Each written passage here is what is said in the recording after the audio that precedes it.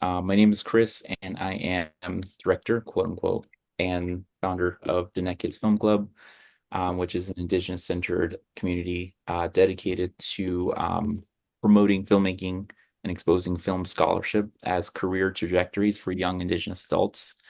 And the Net Kids is currently highlighting the horror genre as a vessel for creativity, accessing indigenous languages and cultural expressions as well, deconstructing colonial storytelling. And so then the Language of Horror series is actually a weekly informal meeting with artists and creatives throughout the month of October whose work are in conversation with the horror genre. And we'll be discussing we'll be discussing what an artistic career looks like and what inspires these journeys. And Diné Kids also acknowledges the 23 native nations that inhabited this land. We're currently located on the ancestral territories of indigenous peoples, including Aka, Mel, Odom, and Peeposh Indian communities. And I wanted to thank whoever's watching to be with us this evening and listening to this later in the future. And we encourage everybody to continue conversations with the artists we have today. So um, we're today we have Stephen Luna. That's a very lengthy bio. He's an award-winning director, filmmaker, producer, and a photographer whose work has screened in film festivals and art exhibitions internationally. Luna's photography was selected by the Guggenheim Museum Associate Curator for the 103rd Annual Bendheim, am I pronouncing that right? Right. Bendheim exhibit and has won grants from the Rhode Island State Council of the Arts. He served as the first assistant director to Playland, which premiered internationally at IFFR and Tribeca Film Festival in the US. Luna joined the DominiRican Productions in 2020 as co-partner and lead director of photography and editor. He received an MFA from Emerson College and has taught with the Institute of Contemporary Arts in Boston, Massachusetts, as well as CCTV, AS 220, Rhode Island College, and Emerson College. And in 2023, Stephen founded the Cerca Films, a multimedia company specializing in documentary style media capture. His films following Bombazo Dance Company in Ponce, Puerto Rico, and exhibited at a show called An Afro-Latinx Mixtape at the Jamaica Center for the Arts and Learning in summer 2024. And as of fall 2024, Luna's latest short documentary film, I might butcher this, Fiebre? Am I saying that right? Will Yeah, but yeah, Fiebre will premiere at the Big Apple Film Festival in New York. Luna's storytelling is soulful and people centered, drawing from his upbringing in Dominican by Dominican matriarchs and his Caribbean heritages, and centered around breaking norms in the film industry in order to fully uplift and celebrate marginalized experiences as a way to realize a deep interconnectedness. Awesome. And this is Stephen. How you doing?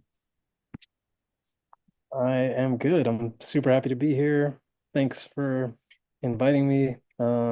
Yeah, super excited to talk today, and yeah, I'm excited. Awesome. Well, thank you. I wanted to include you in on the conversation because of your work in film and through a mutual artist that we both know who actually said that you are a huge, huge fan of horror. So I just wanted to ask my first question is in terms of horror as a genre, how has the language of horror influenced you in your career? It's a good question and one I've been trying to think of a really good answer for. But for me, I think horror um is just so compelling. I think something about finding the humanness, like the realness in the response to how people respond to devastating horror like around them, or the horror they find themselves in.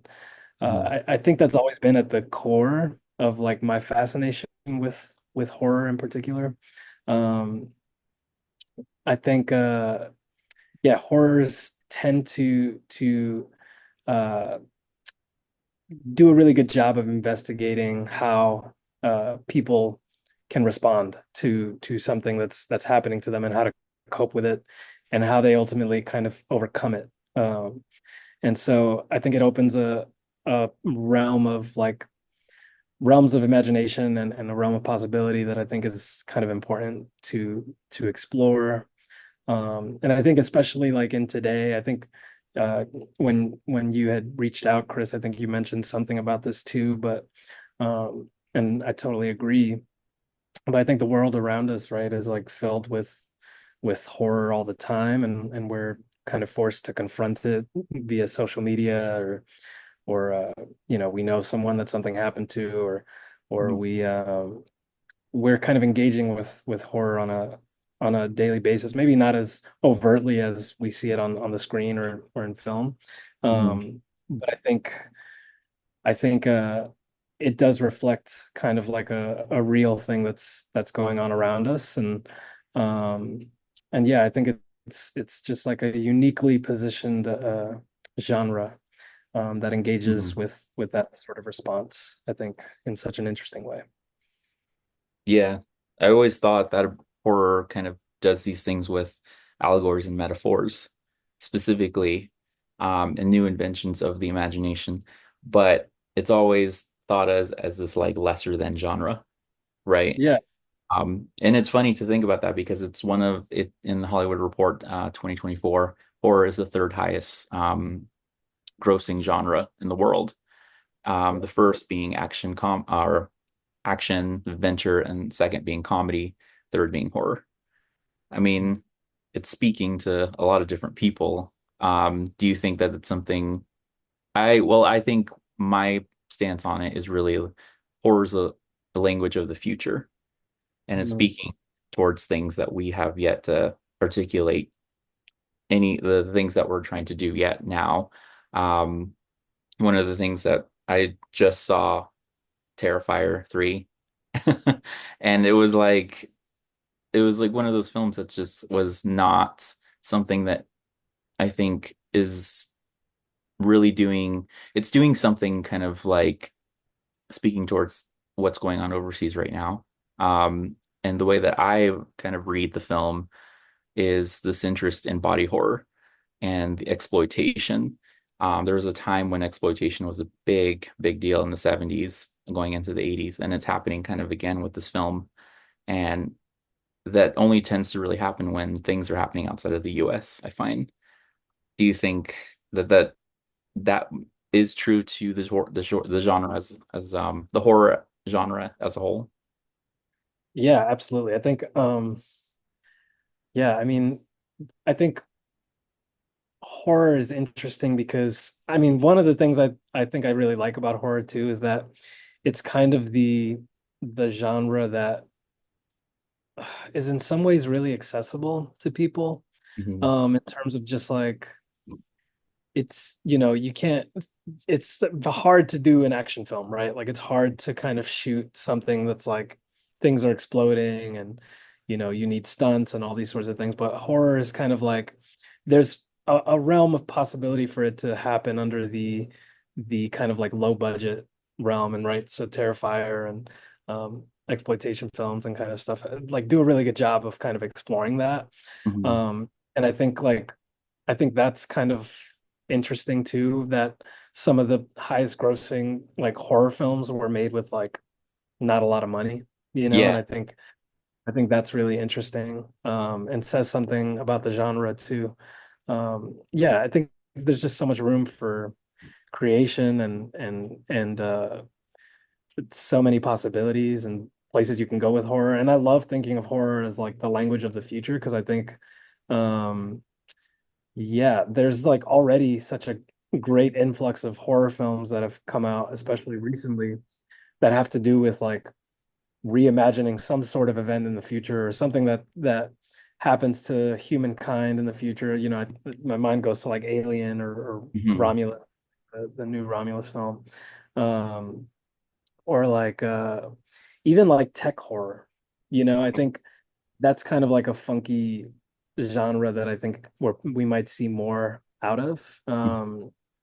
I'm thinking specifically of like that new Netflix film. I think it's called It's What's Inside or something. Yeah. Uh, and so that, yeah, I think there's just so many places you can go with horror for sure. Um, and it's a way of kind of exploring like all sorts of possibilities and futures. Yeah. Mm. Yeah. I would when you said tech horror, I really came to mind was Scanners. I don't know if you've seen that from 80s. Was it Cronenberg? Uh, Yeah, I think and his I think his son does it a lot, does a lot of kind of similar horror. Infinity what is it, Infinity Pool? That just recently came out. Um, and I think these films I think are really interesting because those are Infinity Pool specifically is talking about hierarchy and it's speaking towards what does it look like when the rich have their doors closed, right? What are they doing? And there was a time when we were for what a couple 2 3 years there was an eat the rich kind of thing happening with bodies, bodies, bodies. The menu came out, Ready or Not. It was this idea of what's going on behind closed doors for these rich people. And it's that question of what are they doing? And this is post Trump administration. So I think that's really interesting. And it's again, it's that language again. What are we trying to talk about that we just cannot completely encapsulate just yet? And I feel like horror is kind of doing that for us.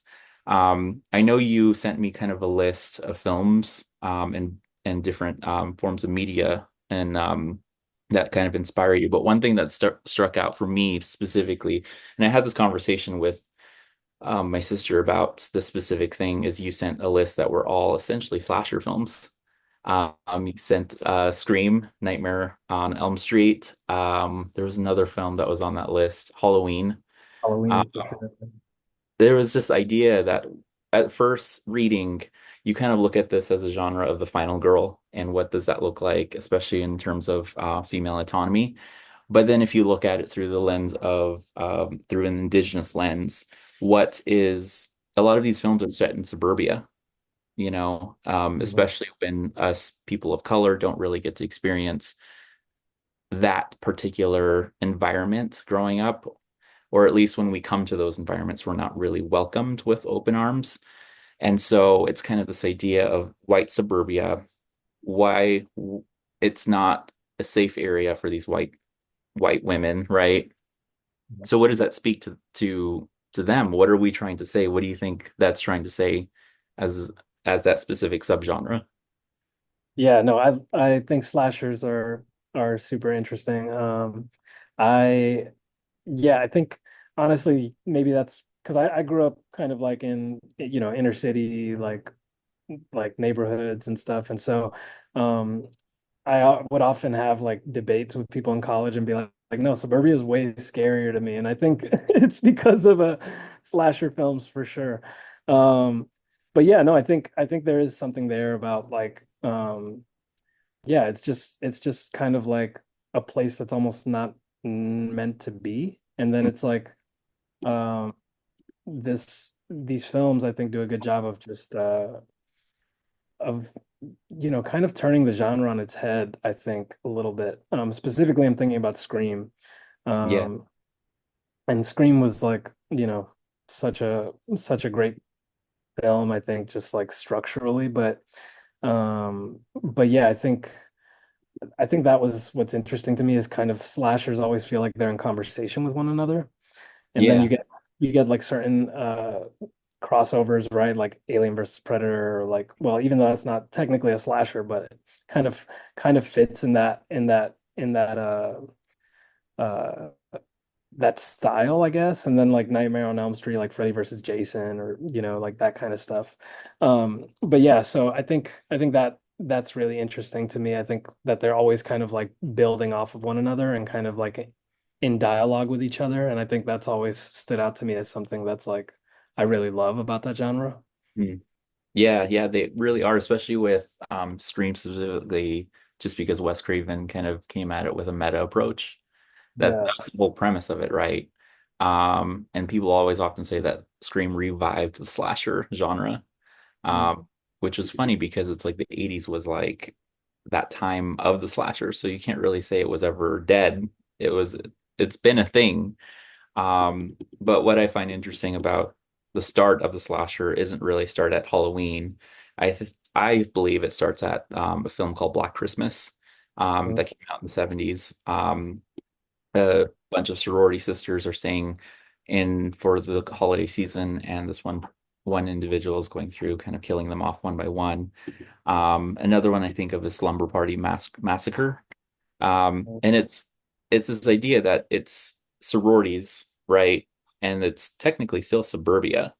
And then Halloween picks it up later, I think in 74, I think could be wrong, 78.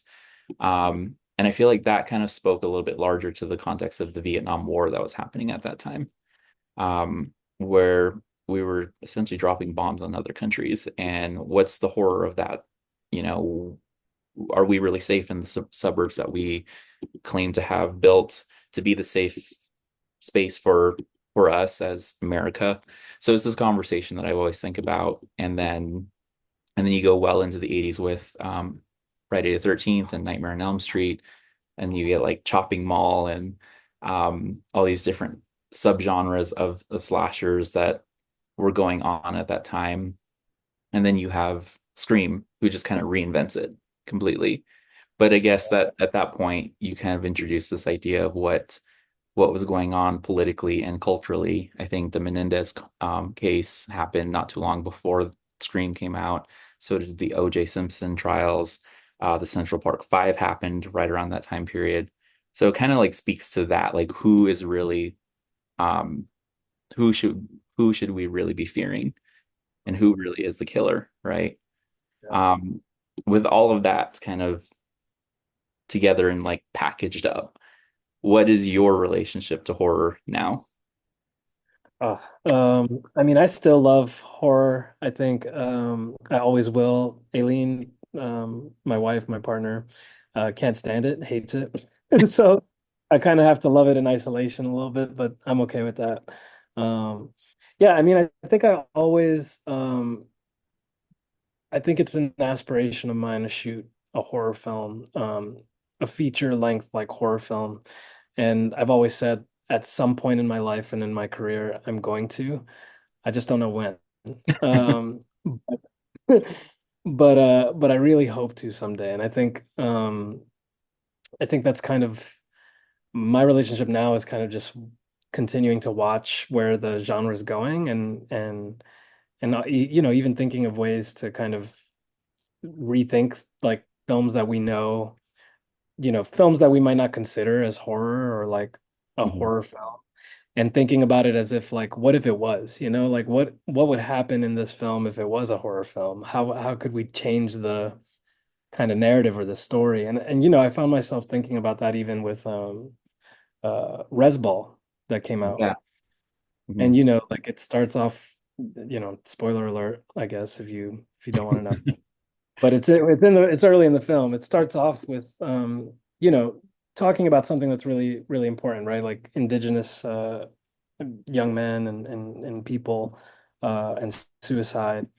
And so like, you know, it's something that I think could have taken a horror turn or Mhm. you know, I think yeah, it's interesting to me now, I think to try and watch films that maybe aren't considered a horror but are dealing with horrifying things, right? And grappling with that.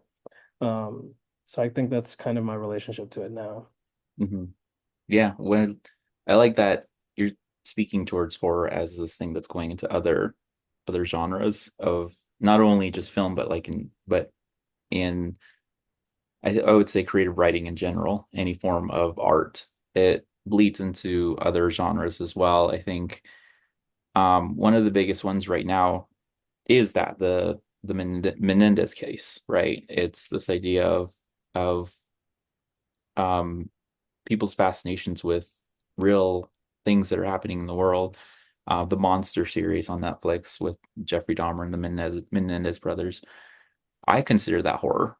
I really do. I just think that it's something that, again, it it's tapping into something that we're not really talking about and we don't really want to talk about. The Menendez story is really at its heart talking about sexual abuse, if nobody doesn't already know. I mean, that was only a very small fraction of the actual court case that happened in the early 90s. It was just one thing to get them out of um, death row, and it caused the trial to have had what did they call it? It caused a mistrial essentially, um, because of this angle that this lawyer was trying to attack it at, was that the boys were sexually abused, sexually assaulted by their parents, and to some extent there was incest in that household. Um, but that's not to say that, that's may be true or not true, but I mean, that in itself is a horror concept, that we don't really talk about. And what does that say to our culture right now? That that's something that we're finding. eh, And I think it's also interesting because it's something that, what, 5, 6, 7 years ago, Harvey Weinstein, the whole thing with the Me Too movement happened. And now what's going on with that is moving into essentially other lifestyles, other people's way of living, and how we're talking about sexual abuse and sexual assault. What are the possibilities and limitations about for it? Why are we not talking about it with more generosity? We're talking about it with more through a grotesque lens in a way. And this case is Yeah. that just that right there. Well, not this case, but this the series, because the case Yeah. itself, it was just literally a very, very small fraction of the entire entirety of it. But the series really highlighted it as like this is the thing that saved them. True, but yet they're still in prison. Um, where do you where do you see horror moving towards from here in terms of um what it's doing and how it's working? It doesn't have to be specifically film, it could be literature, whatever you think is horror to you. Yeah, I mean, I think what's interesting to me is like I feel like horror is such a good investigative tool. And I think like you're hitting the nail on the head, right? Like there's so many horrifying things, right, with when it comes to the Me Too movement, um, just true crime kind of horror. Hmm. And to me, honestly, just to digress for a moment, like true crime horror series, I think are the most terrifying to me. Like I actually have a hard time sleeping when I watch a true crime horror series, more so than I do like a traditional horror demon exorcist film or something like that to me is more horrifying, but I think it hits on something, right? Like it's like it's it hits on like the realness about it, um and like there's real horrors happening around us all the time. And so I hope that horror continues to kind of move in that direction of like grappling with those things and investigating those things. And I think you know, to what you were saying about like generosity, I think like just like giving voice to what it feels like to deal with those things, to go through those things, to grapple with our traumas um and you know, I think yeah, I think I hope that it continues to move in a direction that's always like investigating that and dealing with our collective traumas as well as our personal individual traumas. Because I think yeah, it's so important to acknowledge it, right? And to kind of lend it voice and give victims an opportunity to kind of uh share and experience you know the horror genre in a new way. So Mhm. yeah. And with now Yeah, that and uh, I also hope too from a budget perspective, like I think I hope horror continues to kind of get attention and support. I also have always loved like um found footage horror. like Paranormal Activity, Blair Witch, those kinds of films. And I think such an interesting opportunity still for more of that. Um, and so I hope we see more of that. I hope we see a resurgence of that in some ways. Mhm. Um, Yeah, it's one of those things. I think any person can pick up a camera and do found footage, you know. Um, I'm not gonna lie, I tried. It's really hard.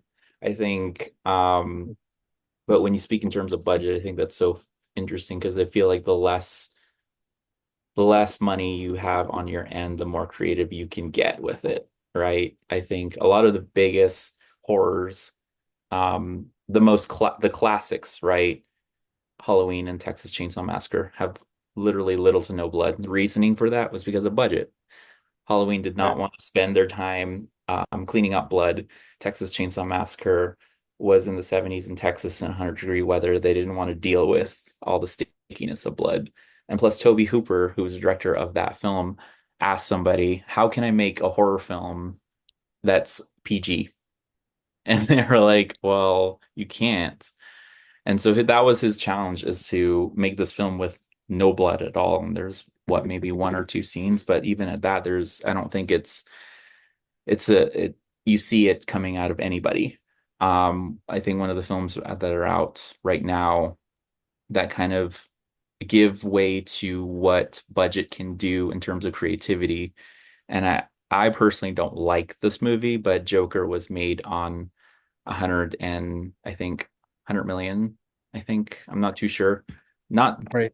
Yeah. it was no, the first film was made on, let's see here, a fraction of the budget that the second one was made because the second one had a budget of 200 million, and that's before marketing, that's before everything. So people don't know this, but a budget of a film that they say is made is usually listed on places like Box Office Mojo. But if you inflate that by 2 to 3 times, that's the actual budget of what the movie costs to get it all the way out there and get people out there to go see it. The first film I think was made at around 300,000. So I mean, the Yeah. first one was an Oscar winner. The second one now is barely making any money back. But that just speaks to the creativity that budget restrictions can do for you. Um, I was told when I was first starting out is if I ever wanted to make my first feature film is to throw 8 people in a house, 8 young hot people, and just kill them off one by one. Which is funny. It's like it's not what I wanted to do, but now we're here, you know. But again, it's the horror genre, I think, going back to our conversation about speaking towards things that we don't have language for. Again, it's that thing of like if we were to speak towards that, could we have saved a life? Could we have rescued somebody? Could we have changed someone's life? Right? If we just were to talk about it. And I think horror is doing that right now. Are there any current reads or watches that are inspiring you right now? Yeah, I mean, I kind of want to bring this film up again because I think there's so much to kind of say about it, but It's What's Inside, I think was so well done. I can't recommend it enough. The only criticism I have, I think, with that film is like I'm not sure it needs all the colors and all the kind of colorful lighting and all the I was trying to imagine it without that, and I was like, I think it would be a better film. But I think the idea, right? It's like kind of like body snatchers or like, this idea of like switching bodies and like, watching your own body go through something or, from this like third person perspective. Or like needing to settle for a life in a new body or like, I think there's something there that's really interesting. And also horrifying, right, at the same time. But I think it was like really, yeah, interesting and well done in that film for sure.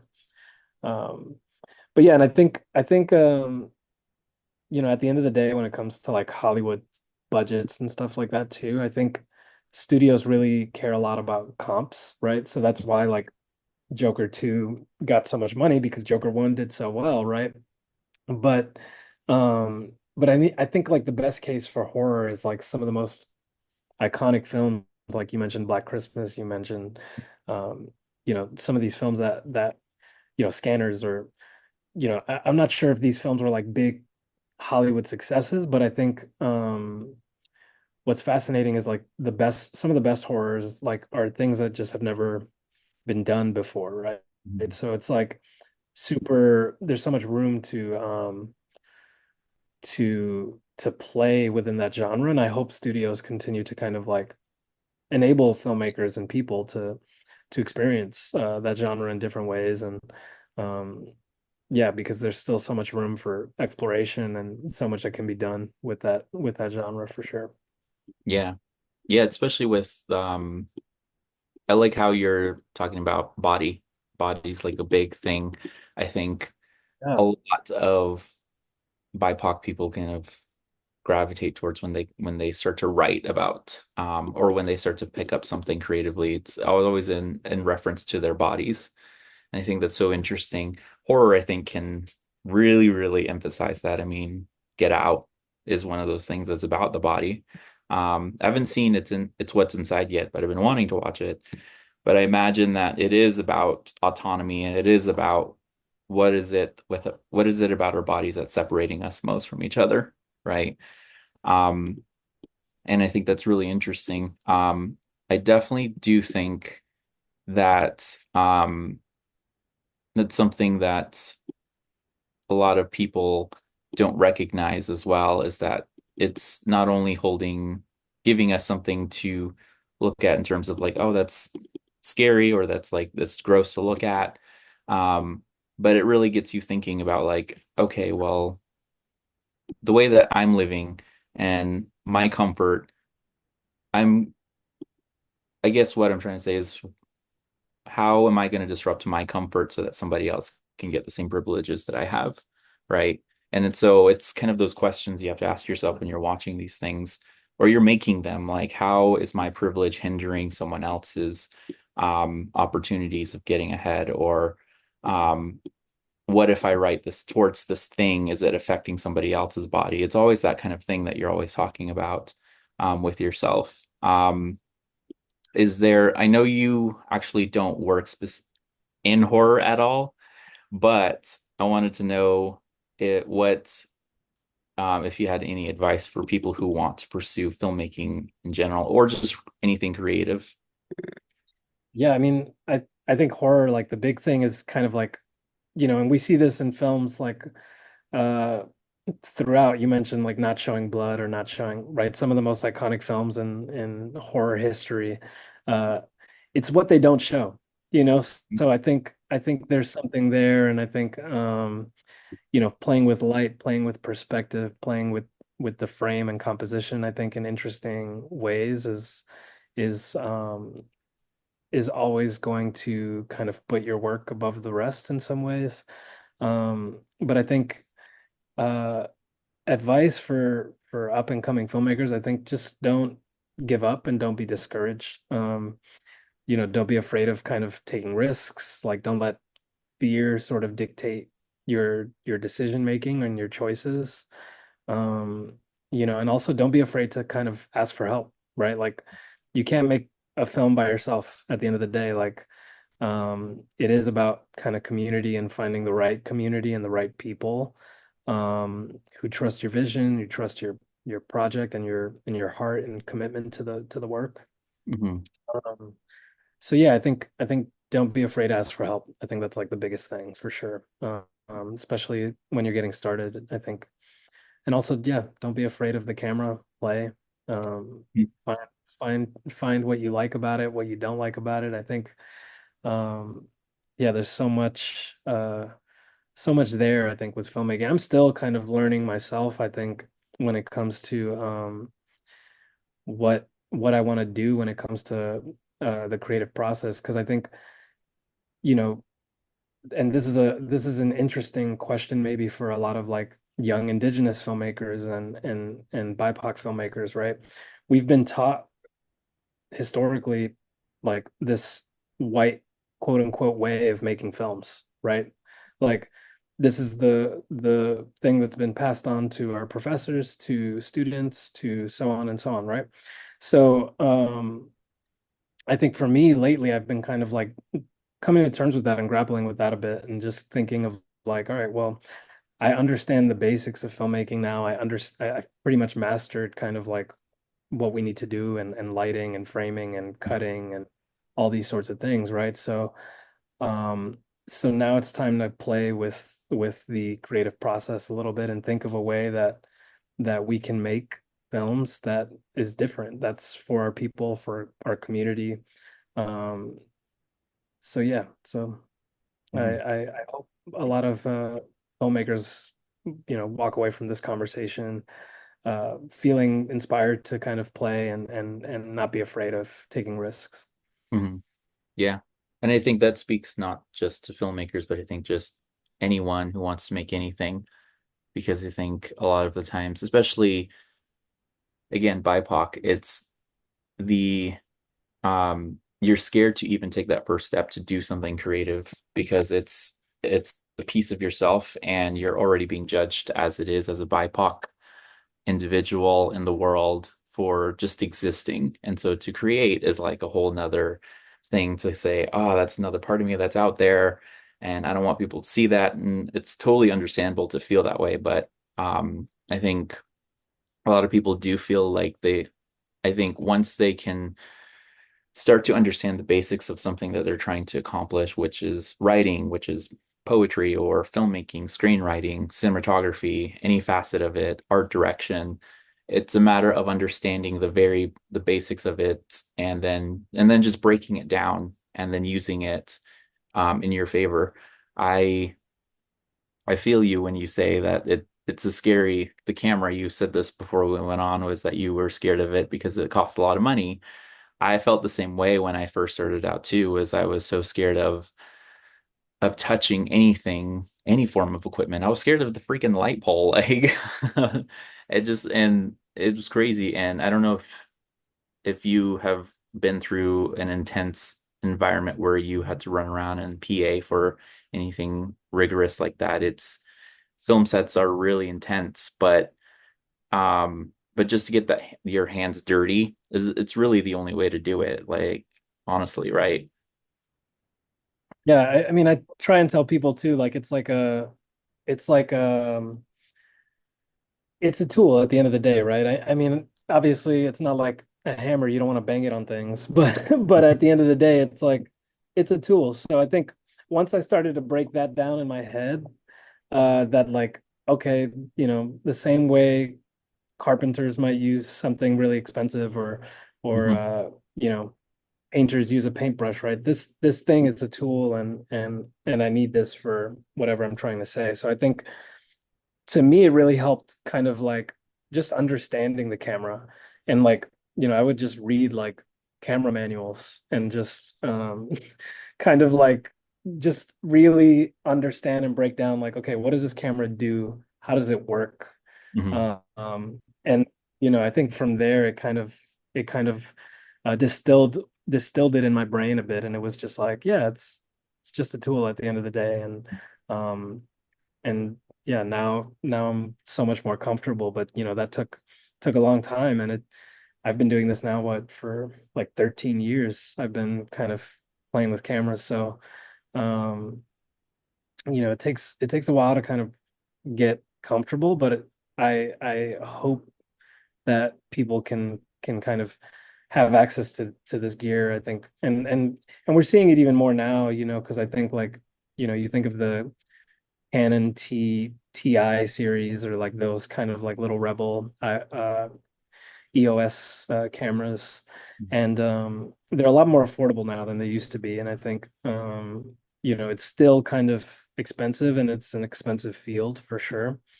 But I encourage people to just kind of play with a camera, any camera really, Hmm. um, and get used to it and kind of master it. And I think, yeah, once you're good with like any camera and you understand framing and lighting and composition, it doesn't matter the camera.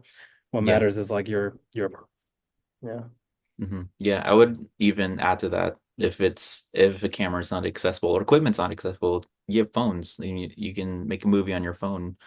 Um, it's I think the equipment will come with time, really. Yeah. You'll start to learn, just like anything, including creative writing, you're going to start to learn how to use the more quote unquote expensive stuff. Um, then at that point, you won't feel so afraid of it because your craft is developing with it, right? Yeah. And with this, with filmmaking, for Diné Kids Film Club, I wanted to emphasize scholarship specifically. I think scholarship's really important, and my pitch to everybody who is new to Diné Kids Film Club is in what I want this program to do is in 5 to 10 years have somebody walk away with a PhD in film critical theory and have really understood film from a new perspective, especially an indigenous person who will walk away from this program and say, Diné Kids really gave me the tools and the guidance needed to get me to from point A to point B to understand that a film career goes beyond just the Hollywood standard. I think filmmaking in general is a place to build community. I think it's a place to create new visionaries for other people. It doesn't have to be just, you know, making movies. It's so much more than that. I think for me, I learned that the hard way. I now, looking back at it, I wish I would have spent more time with my PAs, or not my PAs, my DPs and my editors, and more than anything, I hated saying no to nights out to go out with them. And now I'm sitting here thinking like, man, I could have had a really good lifelong friend and had a stronger community in the film world, but because I didn't do that, I think that's um, it really is kind of like a what if situation. But for Diné Kids, I really want to build that kind of system, that kind of community for everybody, and and again, just to have somebody or a couple of Indigenous students come out of a program in a couple of years and have a new argument towards film criticism and just what we're doing here with the horror genre in general. How are we looking at it through not only a post-colonial lens but a decolonized lens as well? Um, I think that again, horror is kind of the thing that's accessing things that we again cannot really articulate just yet as Indigenous people and as BIPOC. Um, I think with your career in general, you're not working specifically in horror, but is there anything that you would advocate for in terms of trying to make more horror through a decolonized lens? Yeah, I mean, I think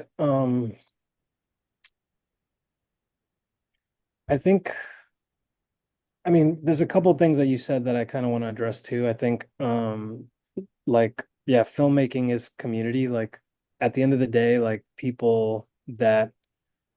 people that you meet when you're working on a project, like, do your best to kind of just be present and be try and be with them and understand them and understand what they're doing and ask questions and I think building community is like the best thing I've been able to do when it comes to filmmaking. I can't tell you how many jobs and gigs and things that have come from just like working on one thing.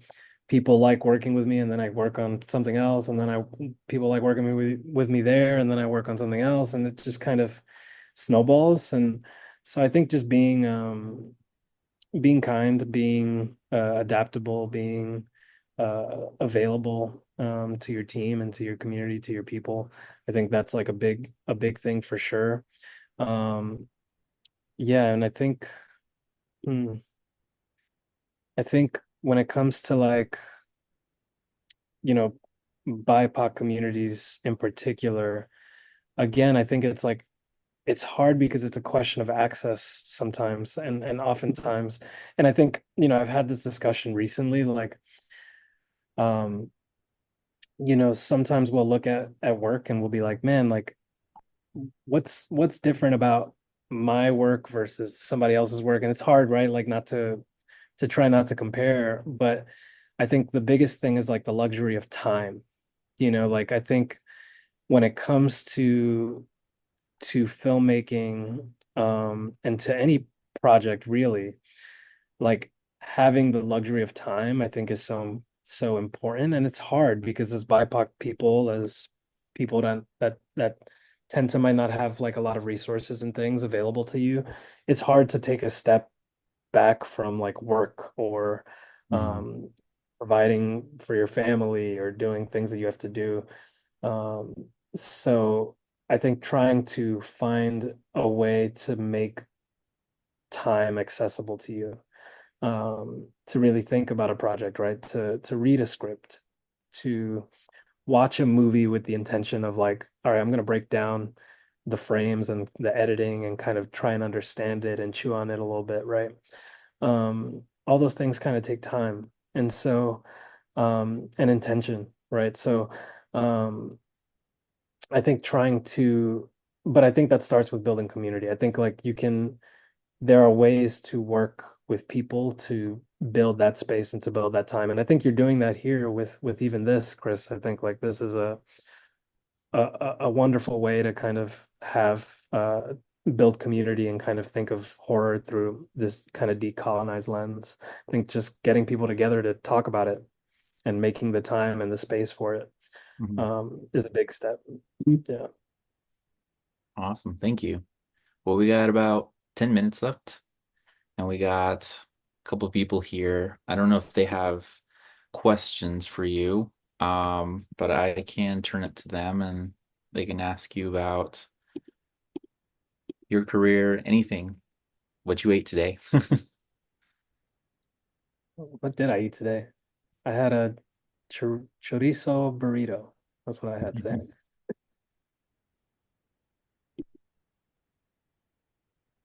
But yeah, feel free to ask me anything. I'm an open book.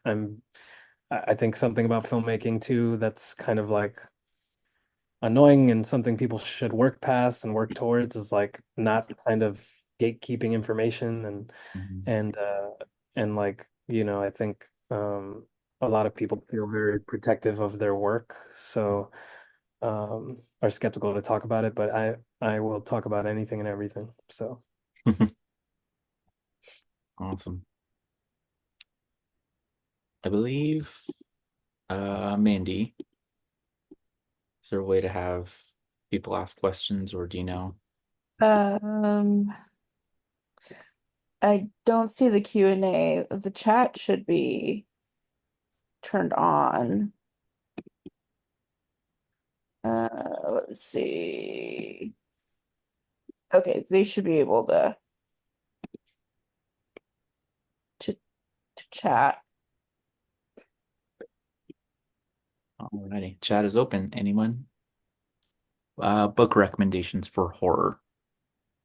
um Chris, do you have any? I haven't read a horror book in so long. I mean, again, I try to throw like a horror lens in everything that I read. I've been reading like this fantasy series called the Stormlight Archive. Yeah. Uh, and so like there's some horrifying things that happen in that series that, I could argue maybe that there's some horror in there. Also Dune Messiah and like that series, I think there's some interesting horror elements as well. Um, but then I think the horror novel that I remember reading in high school um, was Salem's Lot by Stephen Yeah. King. And that was a fantastic book. And I know there's like a movie or something now on HBO that probably is a huge disappointment in comparison to the book, but the book was fantastic. Yeah. Yeah, I would say the best alternative in terms of visual a film version of that is actually not even a Stephen King adaptation. I would say Midnight Mass is the Mhm. best Salem's Lot adaptation, quote unquote. I know it's not officially, but is there any horror films other than it's what's inside? Horror films. It's good. Let me see what I've sent you because I think I sent you some films that I had thought of recently as well. Oh man, have you seen The Faculty? Yeah. Yeah, I still like love that movie. I don't know why. The Sixth Sense, I think, is a great horror film if you haven't seen that film. Hmm. Um, I love uh yeah, I love Raw. Raw is a great horror film as well. That's a French horror film. Um, The director did Teton as well, which is like yeah, just as great. yeah, Julia de Carno. Yeah. Uh, I met actually, there's a funny tidbit, but I used to work at a restaurant, of course, as many artists. But I used to work at this like really nice kind of upscale like vegetarian vegan restaurant in Rhode Island. And in Rhode Island is Brown, so like, Steven Spielberg's kid went to Brown, and like um, a bunch of famous people end up going there, or to RISD. But M. Night Shyamalan and his family ate at our restaurant once. And yeah, that was really interesting. My manager at the time was like, "Do not talk to him about films." And I was like, uh, "I am going to talk to him about films. Sorry." So of course, like the night goes on, and I'm trying to be cool. I'm like, "Yeah, here's your dishes and stuff," making them laugh. And then at the end when they're kind of wrapping up, I'm like, also I wanted to say like The Sixth Sense is one of my favorite films ever. And I felt kind of dumb because I'm like, he made that film so long ago. He's definitely made like way more films since The Sixth Sense, and a lot of them not good. But I was like, The Sixth Sense in particular is a really fantastic, I think, horror film, and really well made and put together. And he was just like, "Oh, thank you so much," and he was so nice. And then like at the end of my shift, I think like I ended pretty much around the time they were ending. He comes up to me and he's like, "Oh, I met he's like, "Have you seen this film Raw?" And I was like, "Oh yeah, I love that movie." He's like, "I met the director. She's just as wacky as her film." Oh yeah, I really want to meet her so bad. She's sounds ridiculous, but and and also to speak with the faculty, I like to double feature that with disturbing behavior. I don't know if Mm, that came out right around the same time. oh Um, man. like, let me see. So I'll let you look that up while I give you this next question. We have two more. Yeah. Any thoughts on or some ways to build tension in a horror story? As someone is currently trying to write a horror, I like that question. Uh, that's a great question. Um, Again, I think it's kind of like what you don't show almost, or it's what you don't say. You kind of like are, I think some of the best horror, in my opinion, like kind of flirts with that. Like it's almost like you have to imply what's going on, and kind of let the reader or let the audience work towards that discovery, and kind of like, you know, play with the play with that fear even a little bit, right? Maybe the character's like fearful, maybe uh there's something horrifying about the situation, but it's like almost what you don't say that makes it horrifying, I think, for the viewer and for the reader. But I don't know if you have anything else on that, Chris. I have many things, but I'll keep it to myself. Oh, Uh, you should say it. next question. We got question for, could you talk more about using horror as an investigative tool and what Mm, topics or ideas you might personally use the genre to discuss? mm, I love that. I mean, I think I love um I think there's a universal connection amongst a lot of us, is that we we all have probably undergone some sort of trauma, some sort of event in our life that's like, man, that was scary, or that was horrifying, or so I think in using horror as kind of like an investigative tool, I think like thinking of that connection, right? Like as a horror as a way to kind of process trauma, process something that you're experiencing, something that you're going through, or that maybe a collective of group of people are experiencing and going through. I think that's really interesting to me, and that might be how I would personally approach horror Hmm. once I do start to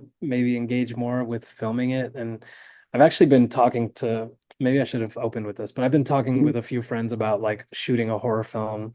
And my friend has like this really creepy backyard shed that just has like this like it's like a really kind of old shed, and it's so visually interesting because it's kind of like in the middle of this backyard that's like otherwise really pretty, but the shed and the shed has like this dingy fluorescent light, and we're just like, oh man, there's something there. So we've been playing with some idea as far as like um shooting some sort of short horror in that shed or around that shed.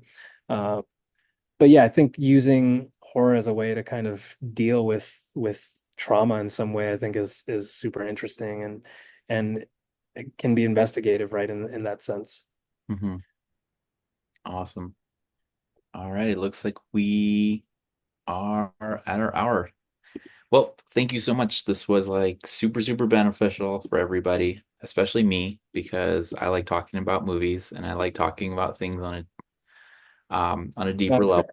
I feel like Uh, we gotta do this again for sure. Keep the conversation going. yes, definitely. Um, yeah, thank you again. This was very, very insightful in so many different ways.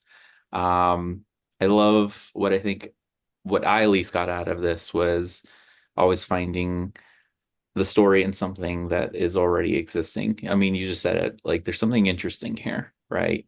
And how can you tie that back to your own personal connections, whether that's trauma, whether that's something that is sitting with you right now. Um, and I think that's to answer that question of tension, I think that's what that is just finding what you find to have, okay, that's really interesting. And this is what I'm doing in my own life. How can I build tension towards that and away from it? And then it's a dance, I think. But yeah, Yeah. yeah. Is there anything else you would like to share? Yeah, I mean, I think I want to add to that for 1 second too. Like I think there's something so beautiful, I think, about finding like the humanness, right? Like the realness in a horrifying situation. And I think it's what I find really fascinating with films in general, but in particular with horror or fantasy, or some of the best fantasy. it- it's not even about like the dragons or all these things, but it's about the human element behind it, right? Like what is that sort of human response to this thing that's happening, this horrifying situation? And I think speaking to that, lending voice to that, understanding that, and putting and at the end of the day, it's empathy, right? It's like that's like the best tool for creative practice, in my opinion, is empathy. So tap into that and feel what that character is feeling, right? And work through that and use art as a way to kind of unravel it. So yeah. Awesome. Alrighty. Well, I'm gonna let you go for the rest of the night. This was fun. Thank you so much. I will definitely reach back out to you. And that is it. Everybody have a great rest of your evening.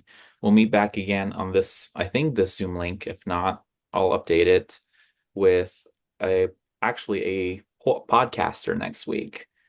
His name is Ryan Bradley, and he actually lives in Arizona. So we'll learn a little bit more about storytelling and the horror genre in podcasting.